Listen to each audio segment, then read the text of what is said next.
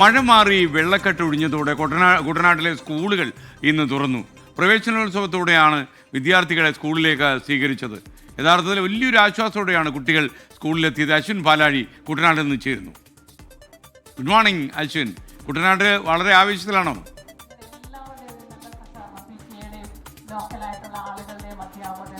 എസ്കെൻ good morning. അത്ര ആവേശമൊന്നും പറയാൻ കഴിയില്ല എസ്കെൻ. കാരണം ഇന്ന് സംസ്ഥാനത്തെ മറ്റ് സ്കൂളുകളിലൊക്കെ ജൂൺ 2-ന് അധ്യയന വർഷം ആരംഭിച്ചെങ്കിലും കുട്ടനാട്ടിലേക്ക് അത് ഇന്നാണ് സ്കൂളുകളൊക്കെ തുറക്കുന്നത്. പക്ഷേ സ്കൂൾ തുറക്കുമ്പോഴും നമുക്ക് ദൃശ്യങ്ങളിൽ കാണാം, ഇതാണ് കുട്ടനാട്ടിലെ സ്കൂളുകളുടെ അവസ്ഥ. അതായത് ഇപ്പോഴും വെള്ളക്കെട്ട് പൂർണ്ണമായും ഒഴിഞ്ഞിട്ടില്ല.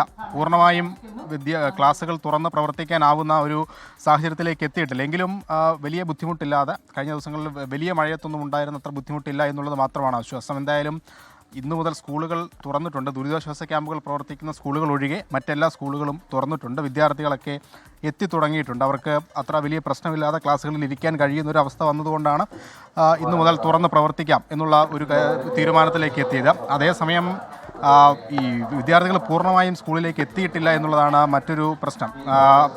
അത് കാരണം അതായത് ഈ സ്കൂളിലേക്കുള്ള വഴികളിലെല്ലാം ഇപ്പോഴും ഇങ്ങനെ വെള്ളം കിടപ്പുണ്ട്. അവർക്ക് വാഹനത്തിൽ പോലും വരാൻ കഴിയാത്ത ഒരവസ്ഥ പല സ്ഥലങ്ങളിലുമുണ്ട്. അതുകൊണ്ട് ഈ കുട്ടികളെ നിർബന്ധിച്ച് സ്കൂളിലേക്ക് എത്തിക്കാനുള്ളൊരു ശ്രമം നടക്കുന്നില്ല.